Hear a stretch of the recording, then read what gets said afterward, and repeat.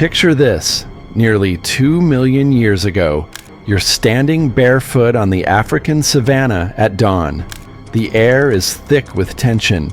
Every rustle in the tall grass could mean death. A saber-toothed cat's roar echoes across the plains. Somewhere in the murky water ahead, a 16-foot crocodile waits motionless. In this brutal world, humans weren't the hunters. We were the hunted. We were prey. But something extraordinary was about to happen. A new kind of human was emerging, one bold enough to flip the script entirely.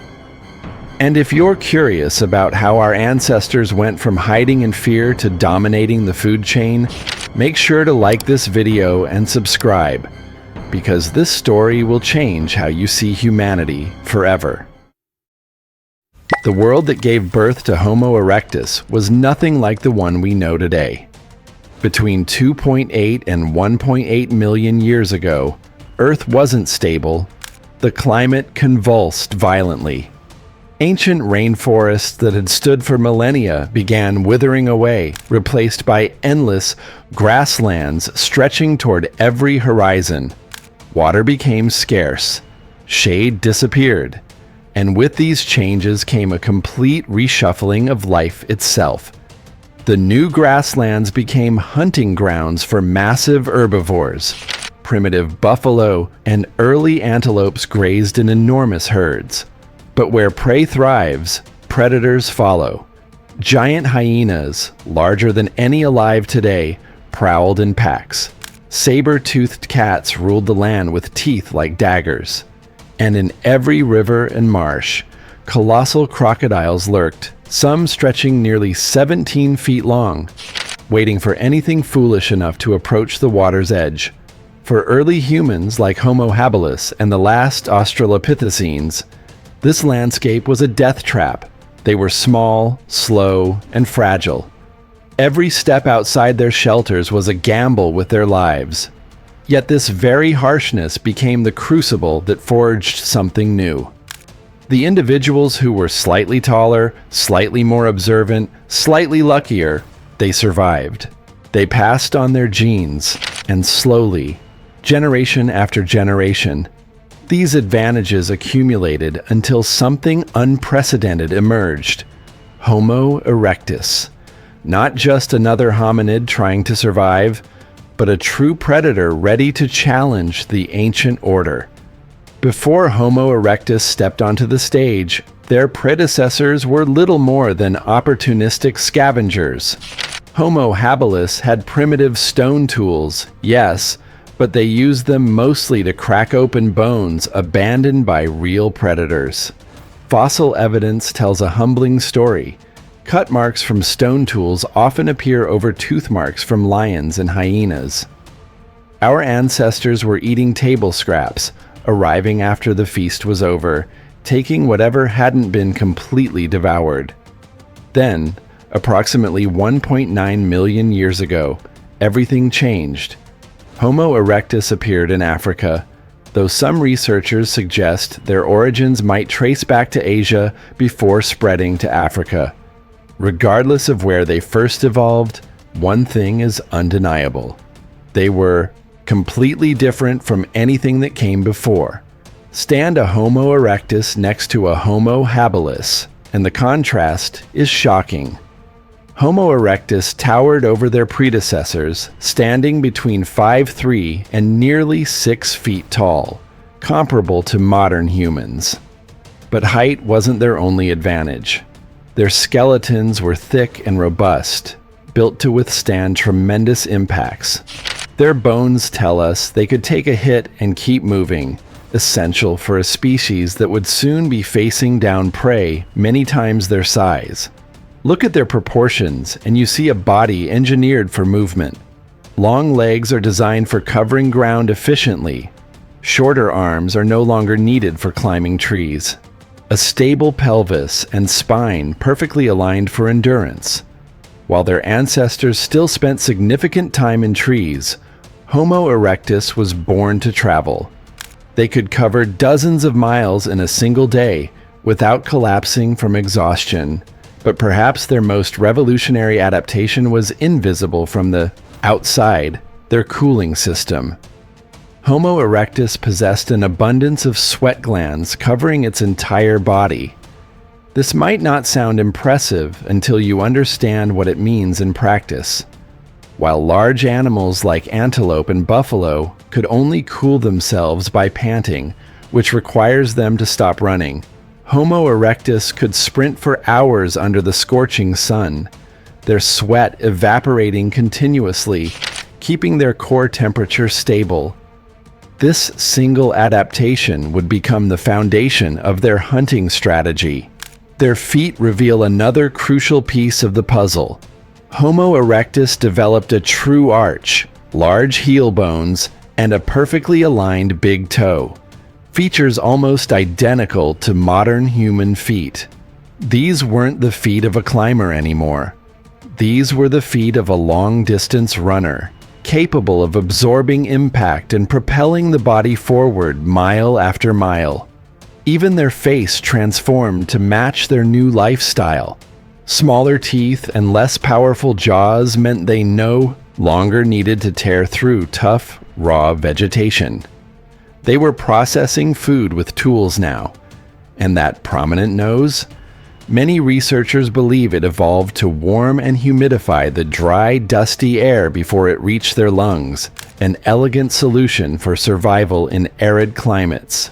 Inside their skull, perhaps the most significant change of all was taking place. The brain of Homo erectus measured between 850 and 100 cubic centimeters, dramatically larger than that of Homo habilis. This wasn't just about raw intelligence.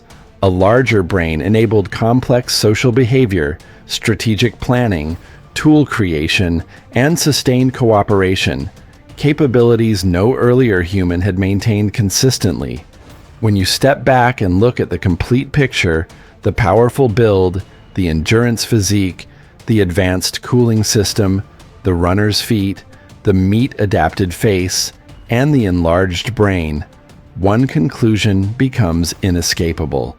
Homo erectus was purpose-built for active hunting. They weren't scavenging anymore. They were pursuing prey, and they were getting good at it. The archaeological evidence is undeniable. Sites across Africa and Eurasia contain the bones of ancient horses, primitive cattle, giant boars, and even elephants, all bearing the unmistakable marks of stone tools. Deep, precise cuts along joints and tendons prove these animals were butchered immediately after death, not scavenged days later.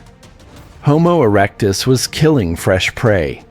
One remarkable find in Kenya revealed fossilized crocodile remains with what may be cut marks from Homo erectus tools. If confirmed, it would mean they were bold enough to attack one of the most dangerous predators in their environment. But even without that dramatic example, the evidence is clear. Homo erectus had transformed from prey into predator. Their hunting strategy didn't rely on raw speed or brute strength. Fossilized footprints in Kenya show something far more sophisticated, groups moving together, their tracks overlapping in patterns that suggest coordination. Some individuals appear to have been driving prey from one direction while others position themselves to block escape routes. This wasn't opportunistic scavenging. This was organized, tactical hunting. Their secret weapon was endurance. Imagine being an ancient antelope peacefully grazing on the savannah. Suddenly, several tall figures appear on the horizon. You bolt, sprinting at full speed. For a few minutes, you put distance between yourself and these strange hunters. You slow down, panting heavily, your body temperature climbing dangerously high. But when you look back, they're still there, jogging steadily toward you, barely breathing hard. You run again, and again. Each sprint drives your body temperature higher. Each time you stop to pant and cool down, they get closer. Hours pass. Your muscles scream with exhaustion. Heat exhaustion sets in. Your vision blurs, and finally, your legs give out. You collapse, completely spent. The hunters, close in, not even winded.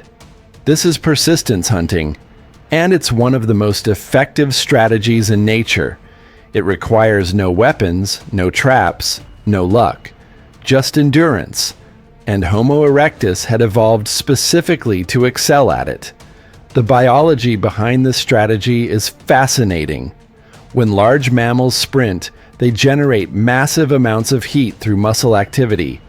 Most animals cool down by panting, rapidly moving air over their tongue and respiratory tract. But here's the problem. You can't pant effectively while running.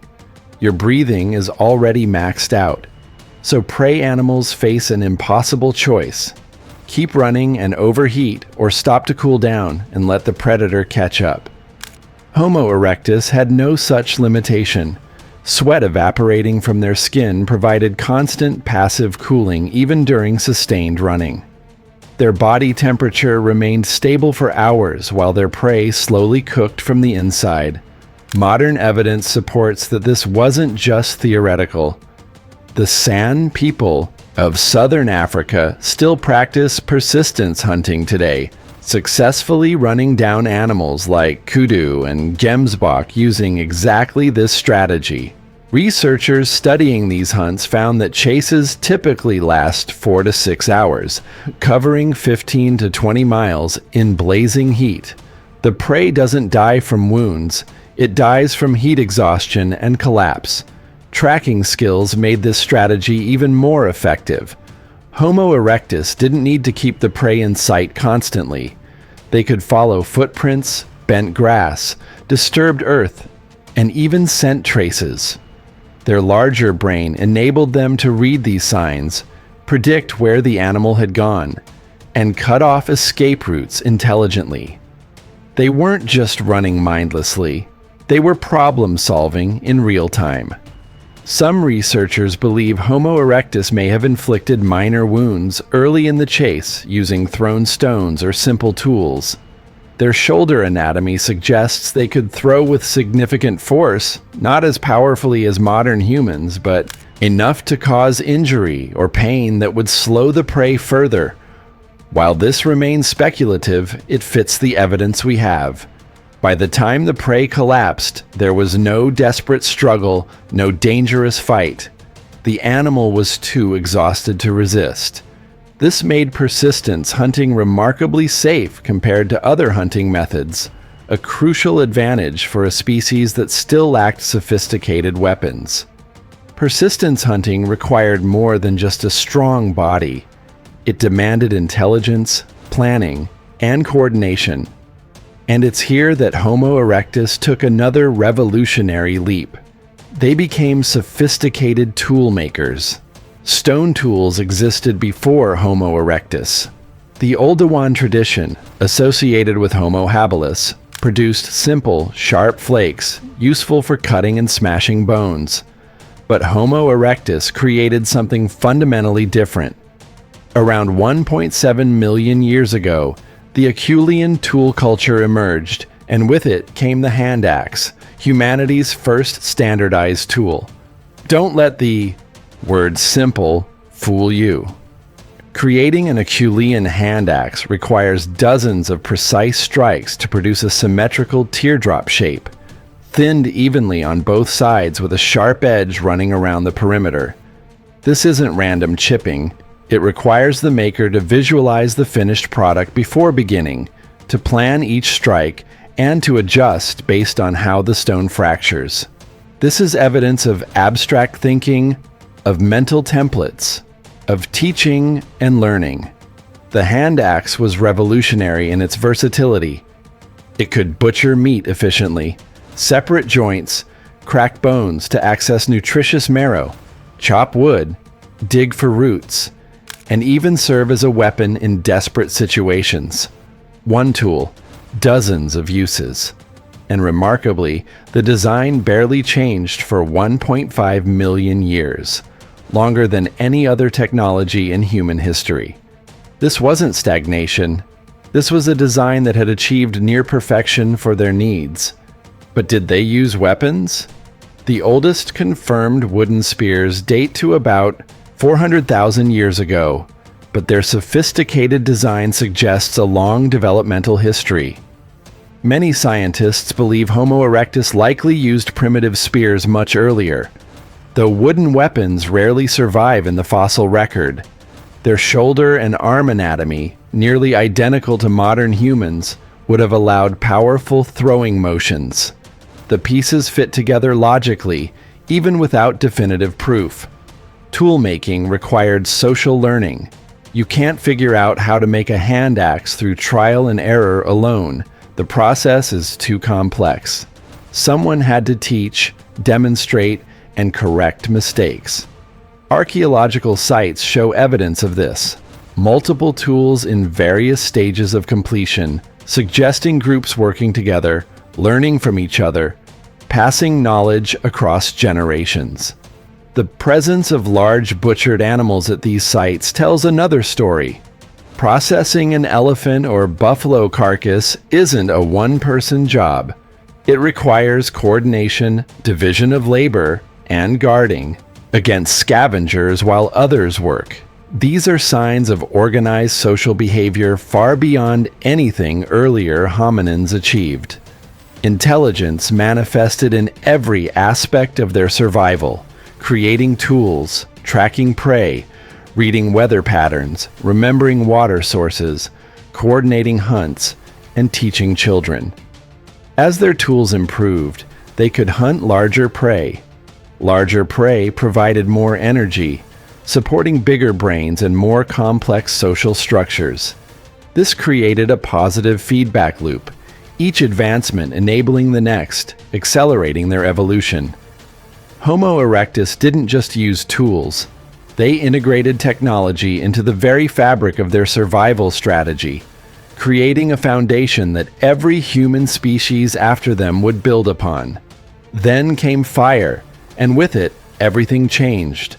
Before Homo erectus, no human species had clearly mastered fire. The earliest archaeological evidence, found in Kenya and South Africa, dating to 1.5 million years ago, consistently associates with Homo erectus sites. But there's an important distinction. These early sites show fire was present, not necessarily that they created it. Most researchers believe Homo erectus initially collected fire from natural sources. Lightning strikes, volcanic activity, spontaneous combustion in dry vegetation. The challenge wasn't finding fire. The challenge was keeping it alive. Maintaining fire requires sophisticated knowledge. Which materials burn fast versus slow? How do you protect flame from wind and rain? What produces the most heat with the least smoke? Homo erectus learned to use dried dung, decayed branches, and strips of bark to keep embers glowing through the night. This wasn't simple. It was a technology requiring constant attention, knowledge transfer, and cooperation. Fire transformed their lives immediately. Large predators, saber-toothed cats, giant hyenas, leopards, feared light and heat instinctively. A small fire could protect an entire group through the night, creating safe sleeping areas in an otherwise lethal landscape. But fire's most profound impact was on food. Raw meat is tough, difficult to digest, crawling with parasites, and requires powerful jaws to chew. Cooking changes everything. Protein becomes tender. Fat breaks down into easily absorbed energy. Parasites die. The body extracts significantly more calories and nutrients from the same amount of food. Many scientists believe cooked food contributed directly to brain expansion in Homo erectus. The hypothesis is elegant. Cooking made more energy available, supporting larger, more energy-hungry brains without requiring longer digestion or larger guts. While debated, the correlation between controlled fire use and increased brain size is striking. Fire also expanded their diet dramatically. Roots, tubers, and hard seeds that were previously inedible or barely digestible became rich food sources when cooked. This dietary flexibility helped them survive in diverse environments, where large prey wasn't always available, that were impossible when everyone had to sleep at dusk to avoid predators. By 400,000 years ago, hearths became common across Africa and Eurasia, suggesting Homo erectus had transitioned from maintaining fire to creating it, possibly through friction or striking stones together. The exact method remains uncertain, but the impact is clear. Fire wasn't just a tool. It was the catalyst for cultural, biological, and social transformations that would define humanity. Once fire became part of daily life, Homo erectus society transformed in profound ways. Evening light and cooked meals created shared time for social interaction, strengthening bonds beyond anything earlier hominins achieved. Some of the most compelling evidence comes from fossils showing injury and disease. Many individuals survived conditions that would have been fatal without group support. One famous example: an elderly Homo erectus who had lost nearly all their teeth yet lived for years afterward. Someone was providing them with soft, processed food. Another case involved a juvenile with severe scoliosis and an adult with crippling bone deformities. Both survived far longer than they could have alone. These individuals weren't abandoned when they became liabilities. They were cared for, fed, and protected. This level of compassion and solidarity represents something fundamentally human: a willingness to support those who cannot immediately contribute to survival. Why would they develop such behavior? The answer lies in their lifestyle. When a hunting group brought down a large animal, the amount of meat far exceeded what a few individuals could consume before it spoiled. Sharing made practical sense, but sharing also created social bonds, reciprocal obligations, and group cohesion that enhanced everyone's survival. Fossilized footprints suggest hunting parties consisted primarily of males, while females focused on gathering plant foods and caring for young. This isn't an absolute conclusion, but it parallels patterns in many modern hunter-gatherer societies and helps explain the development of organized hunting structures. Homo erectus infants, with their large brains, required extended development periods. Mothers needed group support to raise children successfully, an early form of cooperative childcare. This created a social fabric where everyone had a role: hunters, gatherers, caregivers, toolmakers, and firekeepers. 400,000 years. Homo erectus outlasted them all by more than 1 million years. This longevity reflects extraordinary adaptability. Their robust physique, endurance running capabilities, sophisticated tools, mastery of fire, complex social structures, and even the ability to cross water barriers to reach islands. All these traits allowed them to thrive in an incredible range of environments. One striking observation: for over 1 million years, their Acheulean hand axes barely changed. Some interpret this as stagnation, but it's actually evidence of optimization. They had developed a tool perfectly suited to their needs, so perfect that it required no improvement for longer than entire civilizations have existed. Their wide geographic distribution also protected them from localized extinction events. Climate fluctuations, volcanic eruptions, or regional disasters that might wipe out a local population didn't threaten the species as a whole because they existed across 3 continents. Yet, despite this remarkable success, Homo erectus eventually disappeared. How could a species so perfectly adapted, so geographically widespread, so long-lived, ultimately vanish? The extinction of Homo erectus wasn't sudden or dramatic. There was no single catastrophic event, no disease pandemic, no asteroid impact. Instead, they faded gradually, region by region, over hundreds of thousands of years. Climate change was the primary culprit, but not in a simple way. Between 400,000 and 100,000 years ago, Earth experienced repeated glacial-interglacial cycles. Open grasslands that favored their endurance hunting strategy transformed into dense forests. These new environments were unsuitable for long-distance running and lacked the large prey animals Homo erectus depended upon. As megafauna across Africa and Asia dwindled or went extinct, Homo erectus lost its primary food source. In regions like the Levant and Southeast Asia, their disappearance correlates strongly with the loss of species like straight-tusked elephants and giant tortoises, animals that had provided reliable, high-energy food for hundreds of thousands of years. The arrival of other human species, Homo heidelbergensis, Denisovans, Neanderthals, and eventually Homo sapiens, may have added indirect pressure through competition for resources and territory. However, there's no evidence of direct conflict or violent replacement. If competition occurred, it was subtle, newcomers exploiting resources more efficiently, gradually outcompeting Homo erectus in changing environments. In Java, environmental factors became decisive.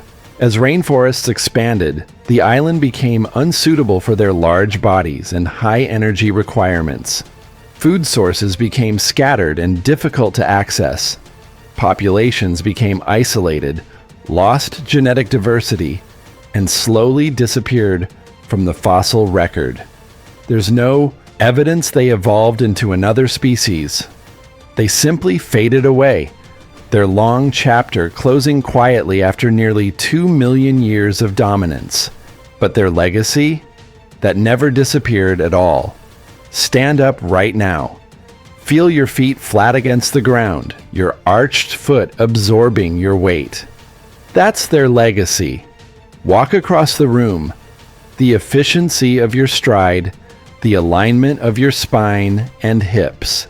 That's inherited from Homo erectus. Think about the last time you went for a long run.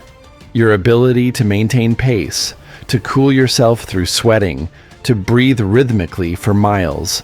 That's not something modern humans invented. That's 1.9 million years of refinement, started by Homo erectus. Every tool you use, every fire you light, every meal you cook, every social gathering around warmth and food, these behaviors trace directly back to the patterns they established.